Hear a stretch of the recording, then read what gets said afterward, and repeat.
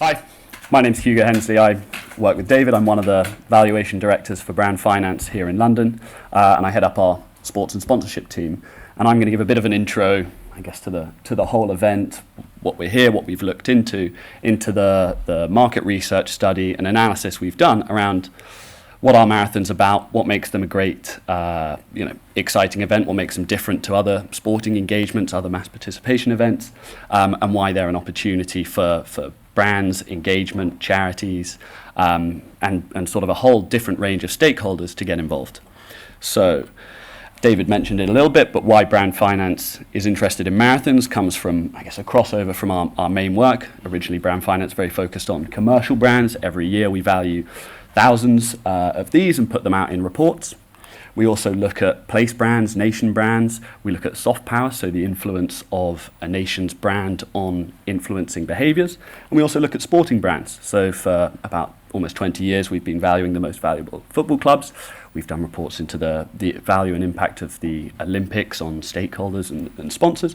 And also we look at different things like the NBA. And so obviously the kind of the intersection in the middle there is that marathons report. So I don't know who managed to pick one up outside and has a bit of a heads up on the results, but I'm just going to run through, I think, three main things that we measured. So one of them was brand strength. So we did a huge market research study that looked into what makes a strong marathon brand. What does it mean to be a strong marathon brand? So how do we influence stakeholders? What perceptions do people have of different marathons? The value of these brands, so understanding actually that this is a really important asset within these organizations for driving that attention and attraction, and actually the financial flows that come through these events, not necessarily revenues, often non-profits, or charitable organizations, but actually the money flowing through is all driven by the strength of that individual marathon brand and the perceptions of marathons as a whole. And then we also took that through to look at some of the economic impact. So what we wanted to do was get an opportunity to look at this very holistically. So we know there are some studies done around the economic impact of individual marathons, but we wanted to say, what does this do for the world? What does the marathon movement do overall? So first, we're going to look at some of the strongest brands. This is based in our market research. So just to head off any questions, we're going to look at what are the world's strongest. So number 3, we have the Schneider Electric Marathon de Paris. Number 2, TCS New York City Marathon. And then number 1, thankfully as we're in London, TCS London Marathon. So happening on Sunday, and probably you've realised is why this event is happening today. But what does that mean? How do we get to that conclusion? Well, we started with basically no understanding. I'm not a marathons expert. I'll admit I'm not the keenest runner. I'll run sort of 5K in the morning so that I can then have a coffee and a pastry with my friends. But what we wanted to do was understand what real general public thought about marathons, but also what did runners think, and what did that deeper involved audience of people actually running marathons and engaged with these events think. So we did this market research study in 9 countries. We hope these to be generally representative of different regions around the world and where sort of the top marathons are, and often where the people traveling for different marathons will be. Covered over 4,000 runners in that sample and 30 different metrics. So in this market research study, we asked, are you familiar with these marathons? What are your perceptions of them? And how would you interact with them? So would you apply to run in that marathon, but also would you donate to, or have you donated to charities in relation to it? Have you spoken to friends and family about it? Do you recognize the sponsors? So we're trying to get a holistic view of what these are about. And so to build that ranking, we need to calculate this sort of quantitative measure. So at Brand Finance, we have a bit of a proprietary system. We call that the Brand Strength Index. But that's quite simply a set of brand perceptions is the first half. So we're looking at things like awareness, familiarity, and then deeper knowledge about these marathons, some functional perceptions. So this is an example set. So is it well organized? Does it have elite runners? Does it have a great location? What are its sustainability credentials? Is it seen as innovative? And then emotional perceptions. So what's the atmosphere like? What do we think about its general reputation? Does it have strong heritage? And then across each of these, we need to do our analysis with a view that actually it differs by where we're looking from, so local or home market marathons. What do people in the UK think of London Marathon? And international, so what do people in the UK think of New York Marathon? Or people coming from outside in. And then we also want to understand the difference in perceptions between these three different groups. So the general population, so those people who are going to be out on the streets watching London Marathon but maybe don't run at all the way through to people who run casually, to people who have run a marathon and considering running a marathon or are thinking of running their 10th marathon. The other side is brand behaviors. So this is a bit more of the brand financy side. So we're trying to look at actually, do those perceptions change people's attitudes and interaction with those marathons? What we're looking to see is a strong brand actually changing things like consideration to run, preference. This is my favorite marathon. Am I actually going to sort of throw my hat in and try and get that place on the ballot? And then also these other engagement patterns that drive the different revenue streams, but also the different success factors for marathons. So people visiting, staying longer in the city because it's an interesting, exciting place to be because there's a lot going on around the event, or watching it in person on TV, or interacting with it sort of very casually, so discussing it with friends and family. That also has an impact of bringing the event to more people and ultimately building up that thing.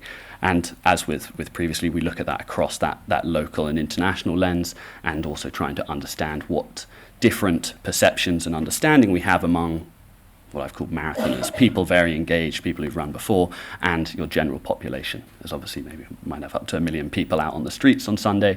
Not all of them are going to be the keenest runners, but they'll be friends, family, and their opinions and interactions with the marathons and the brands, the stakeholders, are all important as well. And so what makes TCS London Marathon come number one in our ranking? Super high familiarity. It's the most well known around the world. In the UK, it's completely dominant. No other marathon in our study had as much local awareness and familiarity as London Marathon does in the UK. Strong home market perceptions. People love it, not just in an emotional way. They think it's got great heritage and atmosphere, and it stands for great values, but also they see it as being functionally well run. They see the elite runners. They see it making strides in things like sustainability and innovative technology around the marathon. And then also it has really high engagement across all those different metrics. Everyone will be talking about it when it's on, but most especially charity engagement. So I think if you see something about London Marathon, it's probably a friend pushing you to put your hand in your pocket and donate. So that's what rose that to the top. Just behind London is New York. This was a very tight race, and New York has a little bit of the flip side to London's strength. So it was the most desirable marathon to run from runners abroad. So when asked their preference, people outside the US, their most likely choice for the favourite marathon would be New York, with London and some of the others that we see close behind. But actually, top of that list would be New York. Again, international runners have very strong awareness of it and associate it with those positive perceptions. A lot of them coming individually from the marathon through exposure to it on the news, TV, friends and family who've run in it, but also functional understanding, deeper knowledge that comes from that familiarity. So they think it's well run, they think it's safe, which are all very important factors. And then also has the highest reputation score. So when asked, what does it stand for? Is it well organized? Is it all going to go to plan? New York scores the highest there. And then Paris, our third one, unsurprisingly, seen as a great location to run a marathon down the Seine. Paris is very attractive as a city for tourism. It has very strong associations both locally and internationally, and is seen to have a great atmosphere. One of the things we suspect is when we put this research into field in around October, November, we were coming off the back of a bit of a high from the Olympics in August, and so I think a lot of people will have seen the Olympic marathon running through Paris's landmarks, and so that probably has given them a bit of a boost here. But no doubt it's a great marathon with a huge number of runners, and is one of the world's top events. This is the world's top. I think it says 30 there, but I made I made us extend it to the full 50 on this slide. So you won't be able to read the names, but you can see we've got a really great mix in the study of those from the Americas, primarily North America, but you've got Rio and Sao Paulo in there as well. A lot from Europe, so across Europe's great selection of major and capital cities, and then a lot from Asia Pacific, so Japan with Tokyo International Marathon being one of the world majors, that's the highest, but actually a huge range across Australia and other parts of Asia. And then we've got our two from Africa, so sort of huddling together. You've got Lagos and Cape Town as the two most well regarded there. Getting into a bit more of the research and the scores that we see, it's going to get a bit datery. So if I see everyone looking bored, I'll try and race through. But one of the key things we've got is understanding, do people even know these marathons? So this is our top 5 in the ranking. So when asked about familiarity, you can see in the green, that's the home market perception. So you can see TCS London Marathon way out ahead. Only 14% of the respondents in our survey don't have familiarity with London Marathon. I don't know where they are, to be honest. It seems to be dominating at the moment. And then if you look at those blue bars, those show the range of familiarity among international audiences, so outside of that home market, where you can see both New York City Marathon and Boston Marathon also scoring very well there. And these are compiled, and it's these quantitative metrics that are benchmarked across marathons that make up that sort of final score and ranking. But obviously behind the numbers that you might see in that report and the list, there's a whole range of data for each of these. Again, this is just a snapshot, but trying to give a sense of what goes into the ranking. If we look at some of the functional and emotional attributes, I've taken Japan because the set's pretty broad, but you've got Tokyo Marathon at 6 in the ranking, Osaka at 30th, Nagoya Women's Marathon at 38th. And if we look at the functional emotional attributes, yes, Tokyo is seen as having more elite runners, perhaps better organized, but something like Osaka Marathon has stronger perceptions of accessible and inclusive. And getting these distinctive brand elements, having a brand like that within a market that can be the one for, say, the first-time runner, or the runner who's looking for one through a more natural environment or a city, I think is how we see a really great differentiation between these in our research. And then the last thing we're looking at is what we want as the hopefully the race directors who are coming up to speak later, driving those positive behaviors. We want people to say, that's the one I want to run first, that's going to be my first marathon, or that's going to be the one I run abroad, that's the one that's really drawing me in, or that's one I've got to run again. I love that. That was the most incredible experience, the atmosphere, the day, the organization. And so what we see is those New York City, Boston, top in terms of awareness, but they also convert that awareness really strongly to preference among marathon runners. So that's people who have run a marathon or are planning to run a marathon in the near term, with around 1 in 6 of those people listing one of those two as their top choice. And so that's a bit of a summary of the index and what goes into it, and that's sort of our top marathon set that we've got in the report. But another thing we always like to look at as brand finance, bridging the gap between those marketing metrics and finance, is what are the most valuable brands? Are these actually driving financial success? That might mean different things for a very commercial corporate business to a marathon, but are they driving those financial factors that you hope are the result of influencing those positive behaviors towards the events? And so what we do here is a very brief intro to how we calculate it. We use a method called the royalty relief. It assumes if you didn't have the brand, you'd have to license it from someone. What would the value of those payments to license it in be? So first we need to understand the strength of the brand. A strong brand is obviously going to require a higher charge. And then we need to look at things like the brand impact. How important is brand in that category? In marathons, this might mean that you would allocate a higher proportion of, say, sponsorship revenue coming in to the brand than you might, whether it's broadcast or charitable donations that are coming through the marathon, or entry fees. Then we need to forecast the revenues, so we look forward to try and understand what's going to happen, what's going to grow in that sense, and then we combine this with the the boring financial assumptions, things like the long-term growth rates and our cost of capital to get that present value of the marathon brand. So we can say if this was an asset on the balance sheet, what would it be worth if that's the case? And this should be seen as what these marathons, what these organizations have achieved to build up an incredibly powerful asset within their business and building that strength locally and internationally. I should say that as brand finance, we follow the industry standards on brand valuation. So this isn't a rough calculation, but actually the ISO 20671 is the international standard on brand evaluation, so measuring brands and benchmarking them. And then ISO 10668, the international standard on brand valuation. So these are technical valuations that I've got going on here. So here's I guess an intro to a financial breakdown of what a sort of estimated summary of this is. So you can see in the red a huge proportion of that income is commercial. So building an attractive brand, getting a load of exposure, having loads of people want to run the race, engage with it. It's what attracts those sponsors, those partners to engage.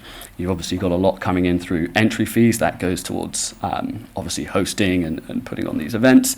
And then I've called this a financial breakdown, not a revenue breakdown, because another element we look at is what are the charity funds either given directly to those marathons as grants and donations, and then what are actually the charity funds raised by runners in association with the marathon. I think if you think someone comes and asks you, oh, would you give me £10 for this charity, you think, okay, I've got to weigh that up with all the other charitable giving I'm doing that year.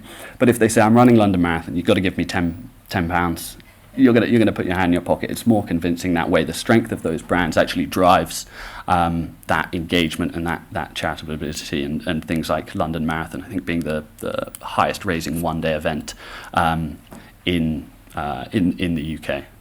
You can call me out if I've got that one wrong there. And so when we pull that through, we get a breakdown like this.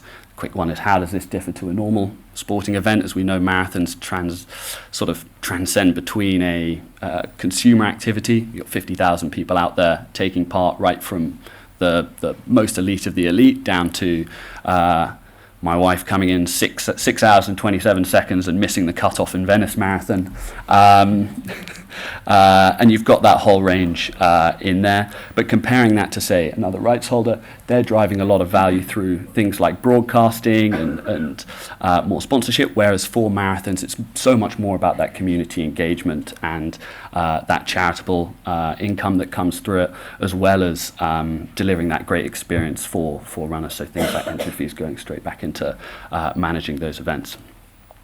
And so if we look at our most valuable marathon brands, I've put this chart up here so that we can try and understand it through the lens of those two things we look at. So the brand strength index, how much do we think that is influencing people's perceptions and behaviors, and also the revenue. So obviously a bigger business is going to have a more valuable brand, even if it's not driving that revenue and is strong away with the brand. And so that's our breakdown this year. So you can see New York City Marathon out ahead, almost $300 million brand. That's due to having an incredible brand strength, almost on par with London Marathon, but also driving more revenue behind that, so great engagement. London next, and then you have that followed by Boston and Chicago. Chicago's slightly higher revenue, means that actually it pips Boston despite its slightly lower brand strength. And then at the back you've got some of those ones looking at growth. So Tokyo Marathon, Berlin Marathon, which is huge, probably would be more, but doesn't have as strong a charitable element. And then Sydney Marathon, I guess currently the baby of the world marathon majors coming in. And this is one where we had sort of in that methodology, the financial projections, and we're going, where's that going to go? As I've spoken to Wayne, who'll be up on stage, and I'm sure can tell you that there's amazing potential and attention coming through things like the World Marathon Majors categorization, the partnerships, and especially bringing in international runners and engagement in that sense. So I'm sure this will look quite different next time we do this. Before I get on to the sort of the last point, which would be our economic impact, I thought we need to understand a bit more about what these runners are doing and saying and how that economic impact develops. This is sort of our halfway point, as you can see from the Tokyo Marathon. And in here, basically, we had, yes, a lot of research about the marathons and the brands, but we also wanted to understand who are these people, why are they doing this ridiculous thing, months and months of training, torturing themselves over one day. What inspires that? The first piece of data that came out to me was, oh dear, are UK runners slow? This is one of the last questions. It's if you had said you'd run a marathon, what was your time? What was your best time? And we saw UK skewed much slower than some of those other markets. But when we dug into the data, and I think this works as a lens to understanding a bit more about the marathons and what they mean, actually the UK has a huge number of first-time runners. It has a lot of people who engage, who perhaps haven't been into sports athletics before, and they get into it because of a charitable reason, running for a family member who's been supported by, say, a charity or a good cause. And so hopefully that says something about the sort of the UK spirit and engagement with marathons and not our athletic ability so much. What are these runners spending on it? You see them obsessive. They have the most colourful shoes. They must cost something, and you see the median spend is between £250 and £500 a year. That probably only gets you a pair of shoes, a couple of pairs of shoes now, and maybe some t-shirts. But actually, you can see over 40% of people are spending more than £500, and actually $900 or around £685 was the average spend here. So this is a huge, not just time commitment, but financial commitment and engagement here, and that starts to lend the idea that actually the economic impact and spend behind these events is probably going to be quite big. Another thing we looked at is, why are they a good opportunity for sponsorships? Why might people want to engage them? Obviously, we have TCS here supporting our event. People might say, oh, is it just awareness? Are we just getting in front of people? But actually, this looks like a smart decision, as these marathon runners, even compared to runners and then compared to non-runners, skew much more high as decision makers within businesses. So more of them in senior roles. And so, especially for a B2B business, reaching these audiences, that's going to be a really strong convincer. So maybe I shouldn't show this, as TCS will get some competition for their their partnerships in the future. So looking at TCS specifically, do people know it? Well, 84% of non-runners said in our global survey said they hadn't heard of it, whereas that running audience, that halves to 42% who hadn't heard of it, and that almost halves again among marathon runners, with now 18%, so six times more as a proportion, say they know a lot and feel very familiar with the brand. Is that enough? Is it just a sort of a name slapping? Oh yeah, I've heard and seen TCS. Well, people knowing a bit about it suggests not, and that is something that comes through in when we look at the attributes. What perceptions has that marathon partnership conveyed? This is actually an average across all the partners, different partners that we looked at across different partnership categories and around the world. But on average, we see environmental, social, sustainability, and governance. So our sort of ESG trio, all receiving a really strong uplift. So people who are marathon runners are around 10% in those categories more likely to rate that brand as performing in environmental sustainability, social sustainability and governance.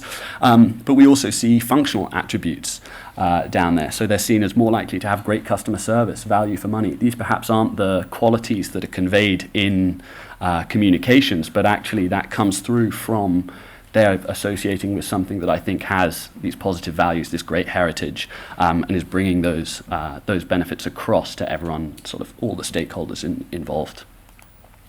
But is that making a difference? Well, when asked if making a purchase of a product or service decision in these various categories, we saw that other than for sports goods, where perhaps it's saturated, we see that actually compared to non-runners, runners and then marathon runners even more so are more likely to consider purchasing these products and engaging if they're a relevant person in that category, with both B2C, so things like airlines and automotive, and B2B businesses seeing a really strong uplift there.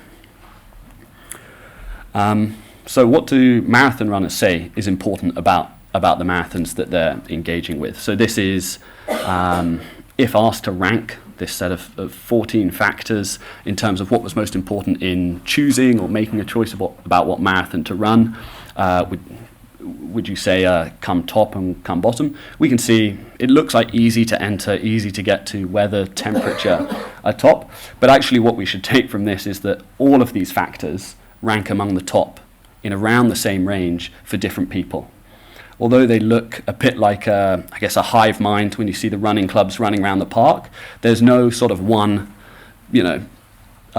sort of bracket we can put all sort of runners and marathon runners in. They all have different motivations, and when we dig deeper, we see that comes from how many marathons they've run. Is it their first one? Are they thinking to run one internationally? Are they a casual runner? Are they very involved?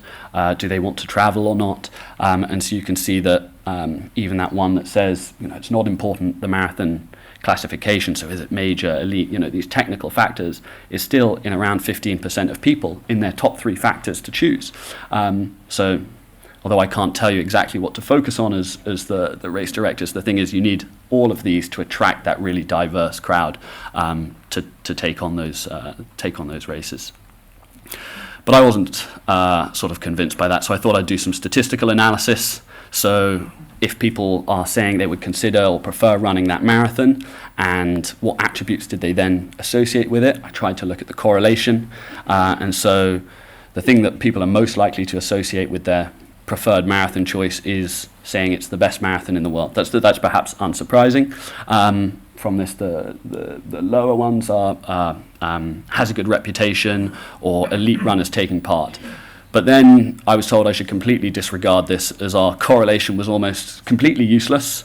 And again, reinforcing that there is no one marathon or runner sort of profile. It's a whole different range of people, and you'll see that if you're on the streets watching the London Marathon this weekend. You've got the 2 hours all the way down to the man dressed as Big Ben crossing after it's gone dark. And so we need to make sure that the sport and engagement is catering to all these different groups. One of the things, if you've picked up the report, you might notice is, wait a minute, these seem just like popular tourist cities. And that's something we thought about and wanted to look into. So we decided to compare it to another study that Brand Finance does, which is our Global City Index. This is not a tourism ranking. This isn't, has the best spas, has the best nature trails. This is actually a ranking of what makes a strong city brand. So does it have good infrastructure? Does it attract trade? Do people want to study there? Do people want to go there to work? And all about the different factors that make a proper, strong, sustainable city. But when we look at the ranking, we see London, New York, Paris at the top. But I think it's actually the alignment of what makes people want to run a marathon, what makes people think it's positive, is things like safety, infrastructure, accessibility. So can I travel there? Will I be comfortable there? Will it be a welcoming place that aligns with that? And so we see most of those strong marathons are in these really top scoring cities. And so if I plot them against each other, you can see further to the right is a stronger marathon brand. Higher up is one of those stronger city brands, and you've got that sort of 1, 2, 3 exactly in place, and a really strong sort of correlation between having those factors that I said attract trade, attract people to study, attract foreign investment or investment in the city and its businesses and institutions.